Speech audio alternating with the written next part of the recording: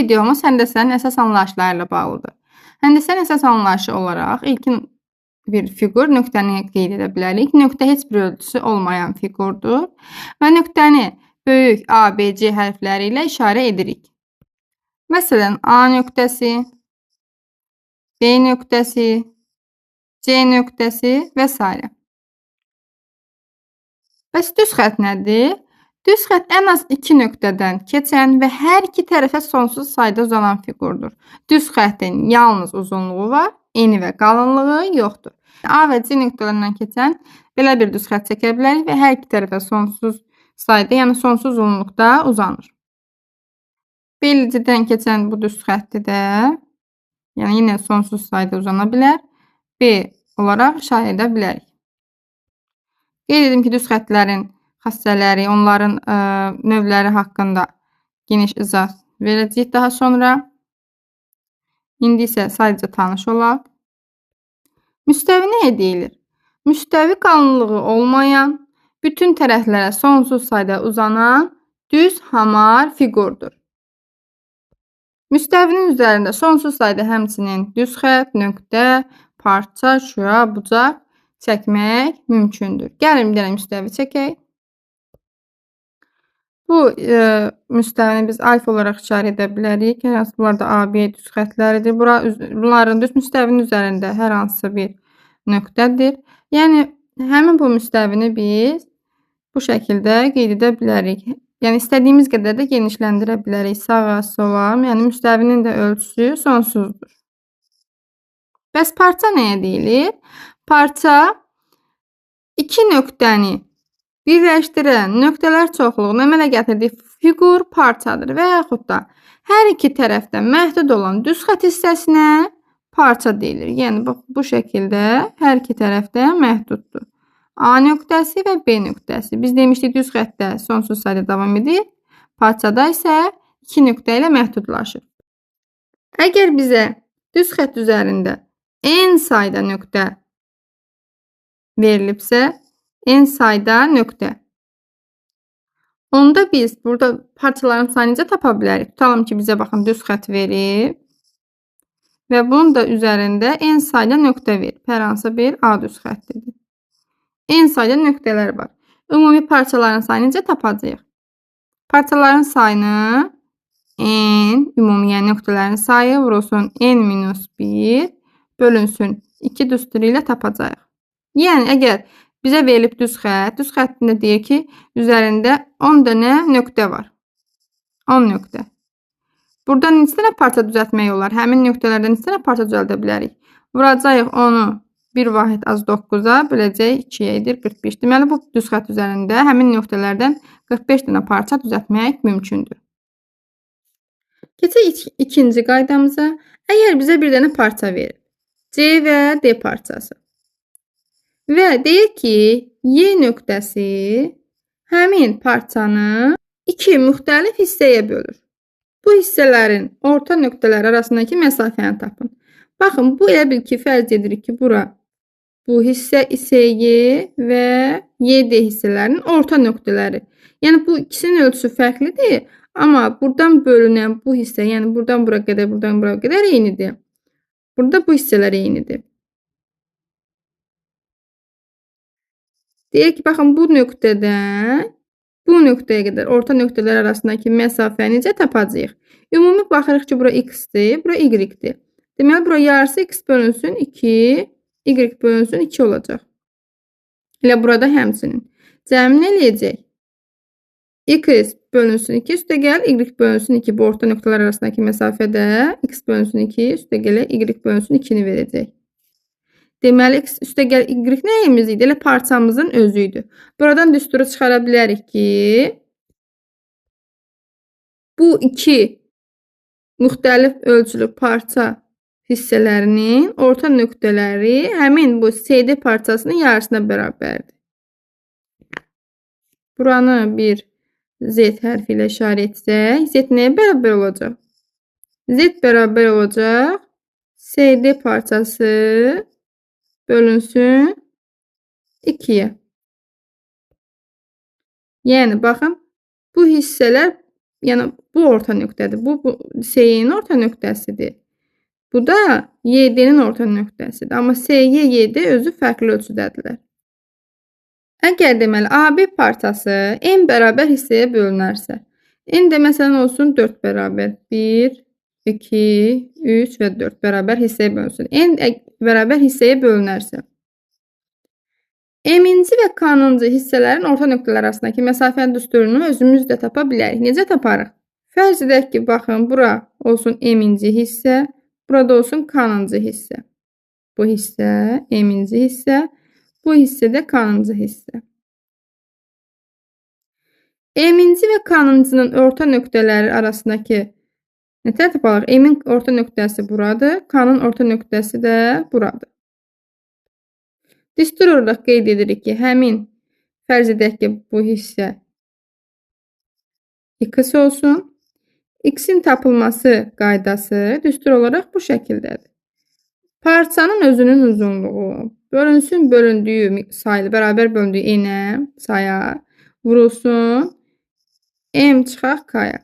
M nədir? Neçənci sırada olduğudur. Məsələn, ikincidir, ölçü olaraq yox, sıra olaraq. M-ci və K-cı parçalardır. 1, M1-dir, 2-dir, K isə 4-dür.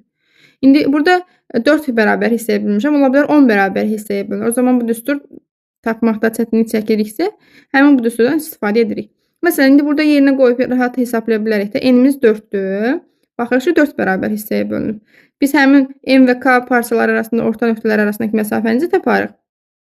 Parçamızın özünün uzunluğu, aynanın B-nin uzunluğu, AB-nin uzunluğu olsun, məsələn, 12. 12-dir. Neyini yedik? X-i tapanda 12-ni bölürük 4-ə, vururuq. M neçənci hissədir? 2-ci, K 4-cü. 2 çıxalsın 4, yaxud 4 çıxılsın 2 fərqi yoxdur, moduldadır deyə. 12 4-ə böləndə 3 vurulsun. 2-dən də 4 çıxanda moduldan çıxırdığı üçün 2 bərabər olur 6. Parçaların özünün uzunluğu verəndə 6 rahatlıqla onsuz da tapa bilirdik. Baxırıq ki, 4 buradadır. Yəni 4 hissəyə bölünüb və 12-dir. Bu hissə 3 olacaq. Bu hissə 1,5 olacaq. Bu hissə də 1,5, 3, 1,5. 3 buradır. 1,5, 1,5 də buradır. Cəmi eləyəcək 6. Sadəcə olaraq burada 4 bərabər hissə və hər bir ədəd rahat verildiyi üçün tez tapa bilərik.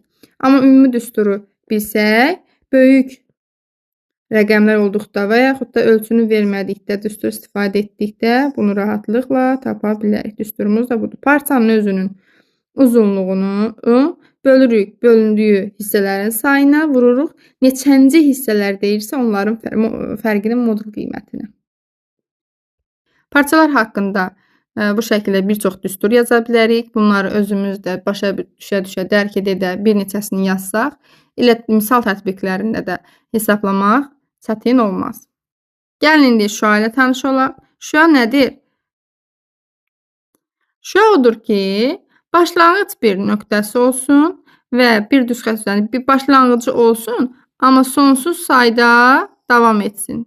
Həmin sonsuz sayda nöqtələr çoxluğundan ibarət olur. Amma başlanğıc nöqtəsi var. Düz xəttdən fərqli olaraq bir başlanğıc nöqtəsi var. Tutalım ki, A başlanğıc nöqtəsidir və sonsuz sayda uzunluqda davam edə bilər. Həmçinin sonsuz sayda da ola bilər. Yəni, A düz nöqtəsindən sonsuz sayda nöqtə başlada bilərik bu şəkildə. Sonsuz sayda çıxarda bilərik. Amma hamısının başlanğıcı nədir? Bir başlanğıcı var, o da A nöqtəsidir. Müəyyən bir nöqtə olmalı. Yəni, bir tərəfdə məhdud olan düz xətt hissəsinə şüa deyilir və yaxud da şüaya yarım düz xətt də deyilir.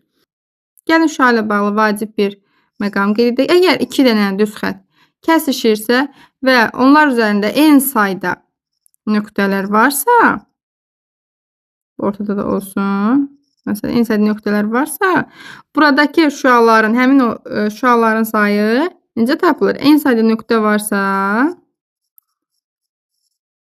2 vurulsun, n üstəgəl 1 sayda da şüa olacaqdır.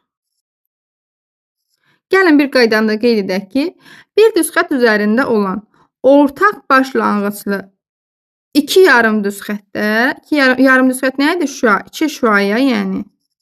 Baxırıq biri bu istiqamətə gedir. Adam düz xətt üzərində olduğu üçün eyni düz xətt üzərində olmalı. Biri də sağa, biri sola. Başlanğıc isə A-dır. Deməli, iki yarım düz xəttə nə deyirik? Tamamlayıcı yarım düz xəttlər deyirik. Tamamlayıcı, yəni şüalar. Yarım düz xətt nə idi? Şua idi. Yəni, hər ikisi eyni düz xətt üzərindədir, bir-birini tamamlayır, düz xəttə əmələ gətirir. Bunlar tamamlayıcı yarım düz xəttlərdir. Bəs bucaq nə edilir? Bucaq bir nöqtədən çıxan iki şüanı əmələ gətirən fiqurdur. Dediklərimizi yazaq. Bir nöqtədir, bir nöqtədən çıxan iki şüadır.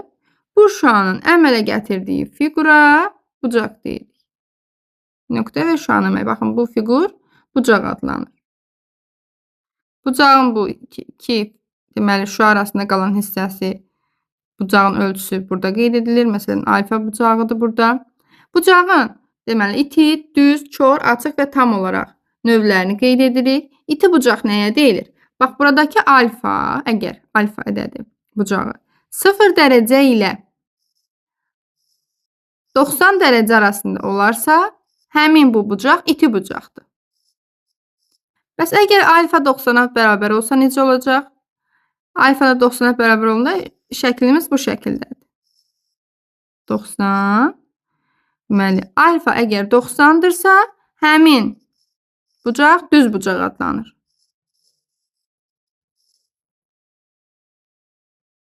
Alfa burada sizcə 90-dan kiçikdir, yoxsa böyük? Baxırıq ki, təbii ki, 90-dan böyük. 90-ın yeri olması üçün bu şəkildə olmalı idi.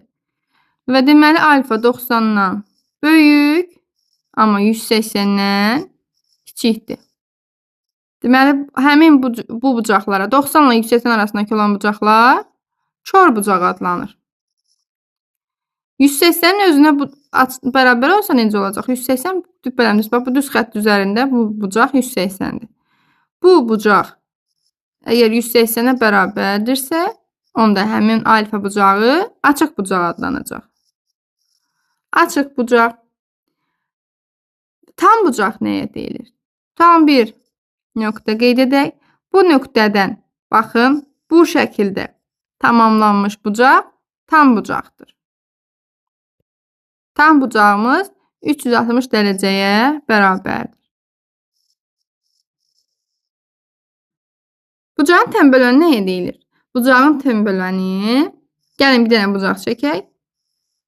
Bucağın təpəsindən çıxan və onun dərəcəsini, bucağını yarıya bölən şüaya deyilir. Biraz əyri oldu.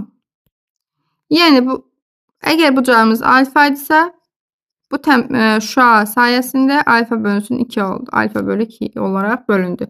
Həmin bu şüa bizim tənbölənimizdir. Tutalım A nöqtəsi olsun.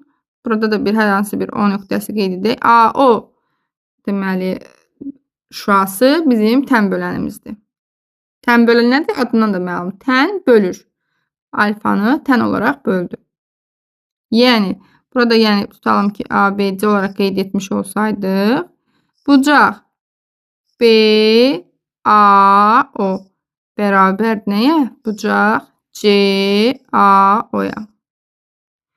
Birinin tərəfləri digərinin tərəflərinin tamamlayıcı yarım düz xəttləri olan iki bucağa qarşılıqlı bucaqlar deyilir. Məsələn, alfa ilə beta qarşılıqlı bucaqlardır.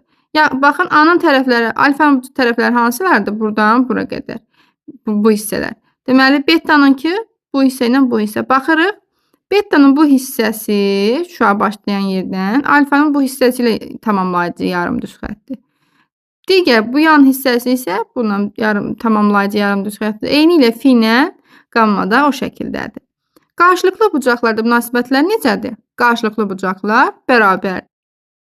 Yəni, alfa bərabərdir betaya, fi də bərabərdir qammaya. Qarşılıqlı bucaqların tənbölənlərini qeyd etsək, tutalım alfa və beta bucaqların tənbölənləri, baxırıq ki, bizə neçə dərəcə verəcək? 180 dərəcə verəcək. Gəlin bir də nümunəyə baxaq, misal işləyək. Misalda tutalım, qeyd edilsin ki, elə bu şəkildəki olsun. Qamma bucağının qonşu bucağı 50 dərəcədir.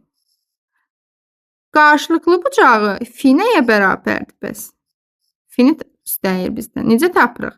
Qammanın qonşu bucağı 50-dirsə, özü neçədir? 180. Qonşu bucaqlarda cəmi neçə idi? 180. 180-dən 50 çıxsaq 130 dərəcə olacaq. Qarşılıqlı bucaq nəyə bərabərdir? Qamma ilə fi bərabərdir. Deməli, qamma ilə fi də bərabər olduğu üçün fi də olacaq 130 dərəcə. Bir tərəfi ortaq, digər tərəfləri isə düz bucaq əmələ gətirən iki bucağa tamamlayıcı bucaqlar deyilir. Yəni, alfa ilə beta burada tamamlayıcı bucaqlardır. Tamamlayıcı bucaqların cəmi deməli neçədir? 90 dərəcə. Bəs tamamlayıcı bucaqların tənbölənləri arasındakı bucaq neçədir? Bu tənbölənlər arasındakı bucaq da bizə 45 dərəcəni verəcək. Deməli, tamamlayıcı bucaqların tənbölənləri arasındakı bucaq 45 dərəcəyə bərabərdir. Paralel düz xətlər nəyə deyilir? Müstəvi üzərində kəsişməyən iki düz xəttə paralel düz xətlər deyilir. Yəni, burada qeyd etdiyimiz A və B düz xətləri paralel düz xətlərdir. Paralel düz xətlərin paralel olduğunu A paralellik işarəsi olaraq bu şəkildə düz xətlər B şəklində işarə olunur. Düz xət xaricindəki nöqtədən, məsələn, bir dənə düz xət çəkək. Bunun xaricindəki bir nöqtədən həmin düz xəttdə yalnız bir paralel düz xət keçirmək olar. Bu da bu düz xətdir. Düz bucaq altında kəsişən iki düz xəttdə isə perpendikulyar düz xətlər deyirik. Yəni, perpendikulyar düz xətlərin əmələ gətirdiyi bu bucaq 90 dərəcə olacaq. A düz xətti ilə B düz xəttinin perpendikulyar olduğunu bu şəkildəki bir simvolla işarə edirik. İki paralel düz xəttin üçüncü düz xəttlə kəsişməsindən alınan bucaqlara baxaq. Burada ilk olaraq baxırıq daxili bir tərəfli bucaqlara. Daxili bir tərəfli bucaqlar nə deməkdir? Yəni, baxın, bu xətlər arasında daxildə yerləşin, həm də bir tərəfdə, bu kəsişəndən də bir tərəfdə. Hansıdır? Qamma ilə D və bu bir tərəfdə də daxili hissədə fi və T bucaqları daxili bir tərəflidir. Yazaq. Qamma və D fi ilə T nədir? Daxili bir tərəfli. Daxili bir tərəfli bucaqların cəmi 180 dərəcəyə bərabərdir. Yəni, qamma üstə gəlsin D bucağı bizə 180 dərəcəni verir. Həmçinin digər tərəfdə daxili bir tərəfli fi və T'nin cəmi də bizə 180 dərəcə verəcək. Xarici bir tərəfli nə deməkdir bəs? Xarici bir tərəfli isə, baxın, alfa və Y bucaqları, görürsünüz, xaricdə və bir xəttdən bir istiqamətdədir. Alfa və Y xarici bir tərəfli, beta və M xarici bir tərəflidir. Xarici bir tərəfli bucaqların da cəmi 180 dərəcəyə bərabər olur. Yazaq. Deməli, hansı bucaqlardır? Alfa və Y, bir də beta və M bucaqlarının da cəmi 180 dərəcəyə bərabərdir. Bəs daxili çarpaz bucaqlar hansılardır? Daxili deyirsə, baxırıq bu xəttin daxilində olmalıdır. Çarpaz deyirsə nə olmalıdır? Baxın, bu fi ilə D görürsünüz çarpaz şəkildədir, çarpazdır. Fi və D bucağı çarpazdır. Qamma və T bucağı daxili çarpazdır. Daxili çarpaz bucaqlar bir-birinə bərabər olur. Yəni, fi və D bir-birinə bərabərdir. Qamma və T də bir-birinə bərabərdir. Bəs xarici çarpaz bucaqlar hansılardır? Xarici çarpaz bucaqlarda, yəni bu paralel xətlərin arasında yox, kənarında, üstdə. Baxırıq, alfa ilə M xarici çarpazdır. Beta ilə Y bucaqları xarici çarpaz bucaqlardır. Xarici çarpaz bucaqlar da bir-birinə bərabərdir. Yəni, alfa ilə M bərabərdir, beta ilə Y bərabərdir. Uyğun bucaqlarda müəyyən edək. Burada uyğun bucaq dedikdə, baxırıq, buradakı kəsişmə və buradakı kəsişmə zamanı yaranan bucaqlarda hansına uyğundursa, onlar bir-birinə bərabər olur. Yəni, uyğun bucaqlar bərabərdir. Gəlin müəyyən edək görək, hansı bucaqla uyğundur. Baxırıq beta bucağı T bucağı ilə uyğundur. Alfa bucağı D bucağı ilə uyğundur. Fi bucağı M bucağı ilə uyğundur. Və qamma bucağı Y bucağı ilə uyğundur. Və uyğun bucaqlar da bir-birinə bərabər olacaq. Uyğun tərəfləri paralel və perpendikulyar olan bucaqlar eyni adlı olduqda bərabər, müxtəlif adlı olduqda isə onların cəmi 180 dərəcəyə bərabər olur. Şəkildə bu qeyd etdiyimiz bucaqlar eyni adlı bucaqlardır. Eyni adlı bucaqlar bir-birinə bərabər olur. Alfa 1, yəni alfa 2-yə bərabər olacaq. Hər ikisi iti bucaqdır. Və onların uyğun tərəfləri bu şəkildə olanların necədir? Bunlar uyğun tərəfləri paralel olan bucaq, eyni adlı bucaqlardır. Və alfa 1 bərabər olacaq alfa 2 iti bucaq. Burada isə beta 1, beta 2 bunlar da kör bucaqlardır və uyğun tərəfləri paraleldir. Baxırıq. Bunlar da uyğun tərəfləri paralel olan kör bucaqlardır. Onlar da bir-birinə bərabər olur. Bu bucaqlar isə uyğun tərəfləri perpendikulyar olan bucaqlardır. Yəni A1 bu B1 bucağında A1 tərəfi ilə digər B2 A2 bucağındakı A2 tərəfi perpendikulyar olur. Həmçinin B1 tərəfi ilə də B2 tərəfi perpendikulyar olur. Və onda deməli alfa 1 bərabər olacaq alfa 2-yə. Yəni bunlar da eyni adlı bucaqlardır. Eyni adlı bucaqlar dedikdə, yəni alfa 1 itidirsə, alfa 2 də iti olacaq. Bu bucaqlar isə uyğun tərəfləri paralel olan müxtəlif adlı bucaqlardır. Ona görə onların cəmi 180 dərəcəyə bərabər olur. Alfa itidir, beta isə kör bucaqdır. Verilmiş bu şəkil isə uyğun tərəfləri perpendikulyar olur. Görürük ki, uyğun tərəflər bir-biri 90 dərəcə altında kəsişir. Belə bir misala baxaq. Uyğun tərəfləri perpendikulyar olan bucaqlar 4-ün 5-ə nisbətindədirlər. Bu bucaqların fərqini tapın.